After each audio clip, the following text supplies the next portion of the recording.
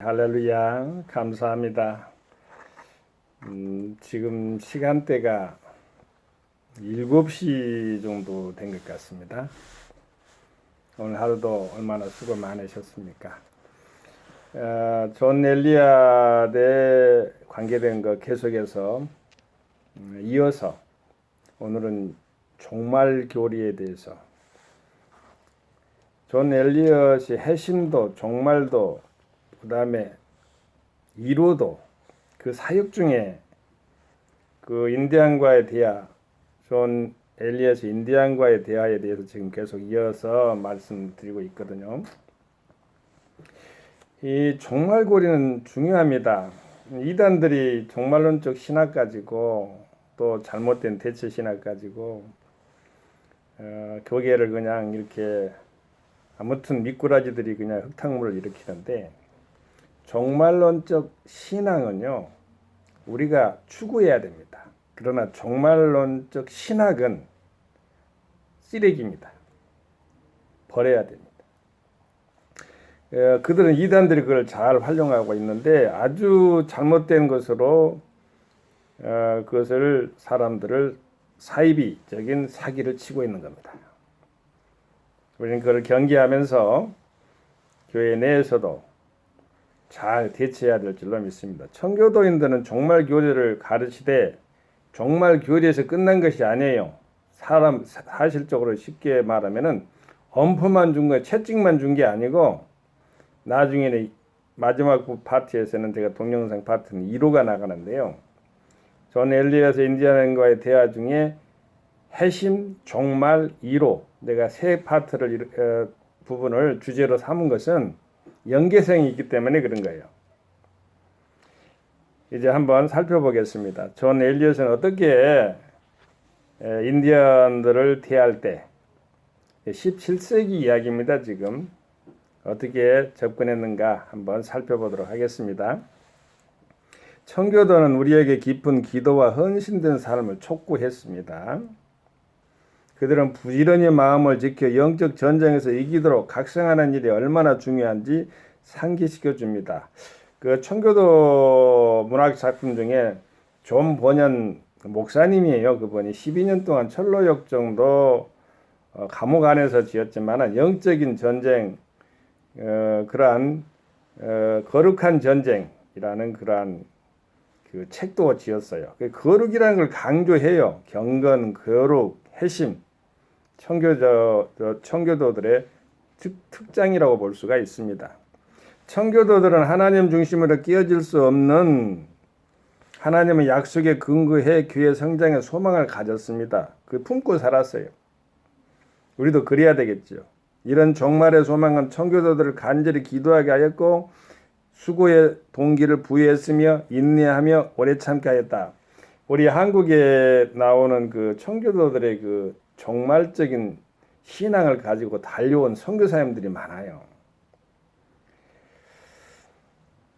땅끝까지 복음을 전파해야 되기 때문에 주님의 나라가 신속히 접근하려면은 다가오게 하시려면은 선교사님 나가서 해외에 나가서 복음을 전파해야 되기 때문에 청교도들은 종말론 교리를 전도에 적용하면서 동시에 부분적으로 전투에서 질 수는 있지만 결국 전쟁에서 승리하게 되는 것이 기독교인이라는 것을 자신들의 삶으로 드러내 보였다. 이러한 종말적인 소망은 청교도들을 간절하게 기도하게 하였고 수고의 동기를 부여했으며 인내하며 오래 참게도 만들었죠. 이처럼 청교도인들은 성경의 약속을 붙잡고 살았던 사람이고요. 윌리엄 캐리는 인도 선교사입니다. 제가 윌리엄 캐리 인도 캘카타를 가보니까 윌리엄 캐리가 세운 대학이 샤람포르 대학이에요. 그걸 방문했어요. 도서관에서 제가 야따하게 아주 키가 체구가 적었던가 봐요. 우리 윌리엄 캐리 선교사님이 그 자리에 앉아봤어요.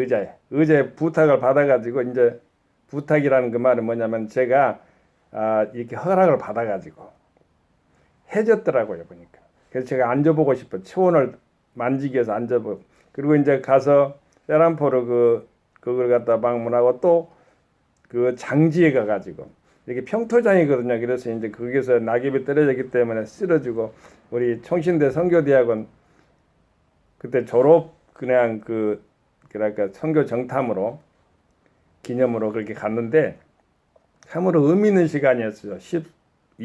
2주 캘커타에서 겐지지강 그렇게 넘어서 이렇게 쭉 나가서 이제 우리 테레사 수녀님 있는 그런 기념관 뉴델리 지나서 저 펀잡까지 시크교도가요. 여러분 잘 알다시피 시크교도는요. 이슬람과 힌두교의 짬뽕이에요. 불교와 우리나라는 이제 불교와 있기 때문에 불교와 힌두교의 똑같이 또 뭐 내가 말씀 표현이 그러니까 짬뽕이라게 종교적인 차원에서 좀 이렇게 이해하시게 되기를 바랍니다. 다른 말 쓸 수가 없어요. 그래서 짬뽕이라 썼어요. 혼합. 그 중에서 이제 추선했겠지요. 시크교도는 힌두교와 이슬람. 그 다음에 불교와 힌두교는 자이나교. 이렇게 나온 거예요. 그렇게 이제 인도를 여행을 하고 인도에 대한 이야기를 오늘 또 제가 어떤 분한테 전화하면서 인도 이야기를 좀 해줬어요. 우상을 섬기지 말아야 된다. 3억 3천의 신들이 있다. 4명 중에 1명이 우리나라는 4명 중에 1명이 예수를 믿는 사람인데 4명 중에 1명이 그 나라는 신들이 있어요. 돌멩이면 돌멩이신, 그 강이면 강신. 그러니까 그 뭐 겐지지강도 신이에요. 이런 식으로. 집 사당도 있고요, 온숭이 사당도 있고요, 뱀 사당도 있고 그래요. 그건 다 말씀드린 건 다음에 문화의 차원에서 성경 문화의 차원에서 제가 이야기할 시간이 있겠어요. 아도니람 저듯은 이분은 버마 옛날에 버마라고 그랬죠. 그 나라에 파송된 사람이에요. 헨리 마틴 같은 개척 선교사님들은 하나님이 주신 영감과 동기부여를 받고 열방으로 떠나게 되었다.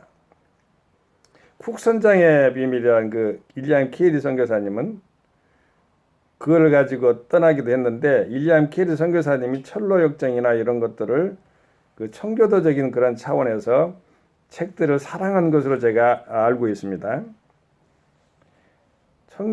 철로 역정을 사랑한 목사님들은 한국에 이동원 목사님도 계시지만 김홍만 교수님도 그렇고 저기 찰스 스퍼전 목사님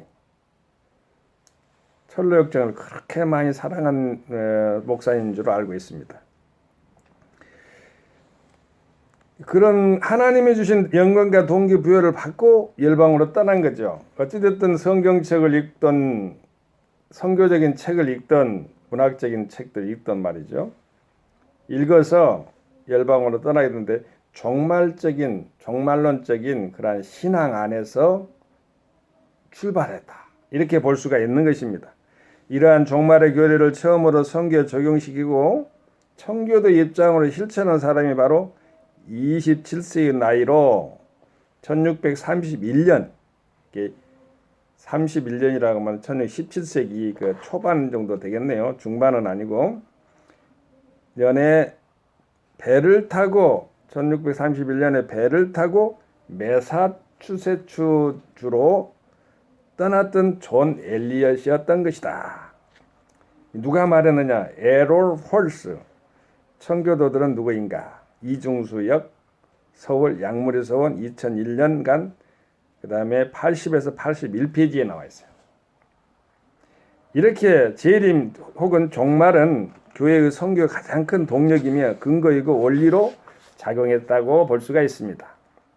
모든 선교 활동은 주 안에서 하나의 목적을 향해 가야만 한다. 바울은 모든 선교 활동이 본질상 하나의 목적인 종말을 향해서 전진하고 있음을 지적하고 있는 것이다. 박삼수 선교는 그리스도의 지상 명령 서울 기문출판사 1985년 132에서 133페이지. 하나님이 제공하신 교례를 종교개혁가들은 종말에 있을 일반적 심판과 각 개인의 종말은 비밀스럽고 특수한 심판으로 구별하였다. 개혁자들은 천국의 영원한 복과 지옥의 영원한 고통을 공통적으로 믿었다. 청교도들도 종말의 때를 그들은 세상의 끝이 아니라고 보았다. 인디언과의 대화 속에서도 해심을 경험한 자들에게 종말에 대해 경종을 울려 전도하되 종말의 끝에 구원, 즉 제가 다음에 파트에 동영상을 할 거예요. 1호에 대해서 구원 1호를 갖다 이렇게 리코르로 놓았죠. 구원을 말하는 세 가지 단계적이며 질서 있고 정돈된 구원관을 전하게 했다. 구원을 위해 성결 요건으로 제500 우선임을 강조한다. 자, 제500 한번 봅시다. 만약에 내가 하나님의 법의 안경으로 본다면 보라, 나는 나 자신이 두렵다. 나는 자신을 혐오한다. 하나님의 안식일을 망령되이 내가 범했고 하나님의 말씀을 내가 태만히 했으며 하나님의 은혜를 내가 무시했고 거절했으며 나는 하나님의 모든 율법을 범했나이다. 인디언과의 대화에서 나왔는데 헨리 W. 보우덴 and 제임스 P. 론다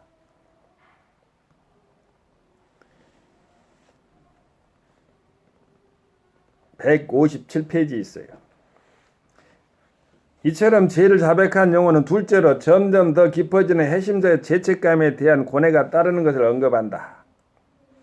오 파선당한 사람 내 본인이여. 이게 지금 계속 인디언 대화에 나오는 그 내용입니다. 누가 나를 구원하랴. 내가 무한하신 하나님의 공의를 범했다고 생각했을 때 무한한 하나님의 진노를 자극했고 하나님의 영원하신 율법을 범했고 그리고 영원한 고통들에 예비되었고 지옥의 죄인을 위해 준비되었는데 그것은 나를 사로잡는다. 셋째로 구원받을 자가 간구하는데 곤란한 영혼에 도움이 될 만한 것을 가르쳐달라고 강청한다. 그리고 곤란한 제약에 물든 상황에서 벗어나려는 각성과 노력도 합니다. 계속해서 인디언과 대화는 이렇게 말합니다. 그리고 나는 두려운데 결국 그것은 나를 정죄하리라. 이것들의 사고들이 내 영혼을 가라앉게 하고 잠기게 한다. 만약 내 아픔에 어느 치료약이 있거나 나의 곤란한 영혼에 도움이 있다면 길을 보여주세요. 내가 어떻게 이 영원한 불들을 피할 수 있을지 그것은 내 죄에 대한 의인의 보응입니다. 인디언과 대해 157페이지에 나온 거예요. 이처럼 성경문학에서 종말론은 매우 중요한 의미를 갖습니다. 지금 제가 인디언과의 대화라고 했으니까 책으로 볼 때는 성경문학으로 내가 이렇게 놓고 이렇게 대화를 서로 나누고 있는 것입니다. 특히 묵시문학은 종말에 관계된 그 묵시문학과 빠질 수가 없죠. 인간 종말에 대해 인간의 죽음, 부활에 대한 비유적 암시 등을 주제로 표현하는 문학 의식이다. 227페이지 박이도 한국 227페이지가 아니라요. 죄송합니다. 이게 제가 각주 넘버인데 그걸 읽었네요. 박이도 한국 현대시와 기독교 서울 예전사 1987년도 85페이지. 묵시를 종말론의 주요한 키워드로 평가하는 윌리엄 J. 덤브렐은 묵시문학에 속한 하나의 특징으로 구원받을 수 없는 악한 현 시대에 대한 심판으로 보았고 묵시문학의 활용은 악에 대한 심판이다라고 강조한다. 이 윌리엄 J. 덤브렐 언약신학과 종말론 국제신학대학원대학교의 교수님이죠. 장세훈 교수님 역 서울 기독교 문서 성교회 2003년도 168페이지에 나왔어. 종말론에는 묵시문학적 관점과 예언자적 관점이 있는데 예언자의 역사 관점에서는 세상과 역사는 회복될 가능성이 있다. 예언자들은 이 세상의 역사는 회복될 가능성이 있다고 단정하고 있다. 그들이 끝없이 심판의 메시지를 내치는 것은 돌이키라는 뜻에서이고 희망의 메시지를 내치는 것은 순종하라는 뜻이다. 그런데 이것과 정반대로 이 세상의 역사는 회복될 가능성이 없다고 단정하는 묵시문학적 관점이 있지만 이승구 교수님은 묵시문학적 관점에서도 희망이 있다고 본다. 로버트 E. 엘버가 지은 기독교문학관 이승구 교수님 역 서울 엠마오 1998년도 59페이지 이렇게 나왔어요. 주로 다니엘서에서 발견되는 이 희망은 하나님께서 종말 때에 온 세상에 걸친 종국적인 그의 나라를 수립하는 것이라는 희망이다. 이는 하나님께서 그의 모든 원수들을 정복하시고 그 모두를 통치하실 것에 대한 바람을 표현한다. 소망을 표현한다는 것이죠. 그 강조점은 인간이 할 수 없는 것을 하나님께서 이루시리라는 데에 있다. 이루시리라는 데에 있다. 궁극적인 하나님의 나라는 인간이 만드는 것이 아니라 하나님께서 창조하시는 것이다. 그리고 그것은 사람의 아들, Son of Man, 즉 인자를 통해 이루어진다. 인자는 예수님을 말하는 거죠. 창조와 구속은 종말론이 없이는 완성되지 않는다. 궁극적이고 완전한 의미에서의 피조기의 구속은 미래에 있는 것이다. 교회는 지금 이 미래를 향하는 과정에 참여하고 있다. 그러나 피조기의 완전한 구속은 아직 종결되지 않았다. 신약의 종말론은 이것을 인정하고서 현재 질서를 넘어서 그리스도의 구속 사역의 종국을 바라본다. 베드로후서 3장 12절에서 13절 말씀 참고하시고, 스테펜 H. 트레비스는 기독교 종말론은 전통적으로 개인의 종말 그리고 이 시대의 마지막에 있을 인자의 재림으로 말미암는 세계 전체 우주적 종말 사이의 긴장 가운데 이해되어 왔다고 한다. 스테펜 H. 트레비스 종말론 해설 김군수 역 서울 기독교 문서 선교회 1994년에 발간 15페이지. 죄와 지옥, 두려움과 떨림을 강조하고 진노와 멸망에 관하여 청교도들은 하나님의 진노가 준비된 벼랑 끝에서 내 앞에 있고 나의 삶은 슬픔이 닿게 하고 나를 지옥 저주자들 사이에 멀리 던진다. 그곳에서 나는 영원히 멸망할 것이다 라고 직설적으로 경고했다. 청교도의 종말교리의 흔적은 선교 찰리 1890년도에서도 교회와 그리스도인의 삶과 종말에 대한 지식이 담겨 있는데 내용은 존 칼빈의 기독교 강요를 추천한 것과 같은 내용으로 작성되었음을 보게 되는데 순서가 그렇다는 거예요. 그들의 종말관이 하나님의 말씀에서 철저히 순종적인 믿음으로 기지되어 있음을 알 수 있다. 존 엘리엇은 자신의 책에서 이를 철저하게 강조하고 있다. 인디안가대 28페이지에 보면 1646년 10월 28일에 설교로 큰 성공을 거두었는데요. 죄된 인간, 하나님의 진노, 상기시킴, 계명을 범한 것, 예수 그리스도의 속죄, 희생, 다가올 심판, 지옥의 공포가 실감나게 느껴지고 이때 개종이 약간 이루어졌다고 기록되어 있습니다. 이에 다른 유수한 신학자들도 종말에 대해 심도 있게 강조하고 있다. 오티아는 기독교적 종말론을 이미 현재 그리스도와 연합한 자, 구원의 체험을 가진 자만이 가질 수 있다고 언급하며 오태환 종말론 신앙과 선교론 부산 세종출판사 2000년 96페이지에 있습니다. 김홍만은 구원과 연계하여 다음과 같이 종말론적인 신앙의 주님과 결합되는 것으로 이해하고 있다. 김홍만 52주 문답 기독교의 강요 서울 지평서원 2012년 222페이지에는 이렇게 나와 있어요. 존 칼빈이 종말론을 구원론 다음에 둔 이유는 무엇인가? 그 이유는 구원에 대한 설명은 결국 우리의 마음이 하늘을 향하게 만든다.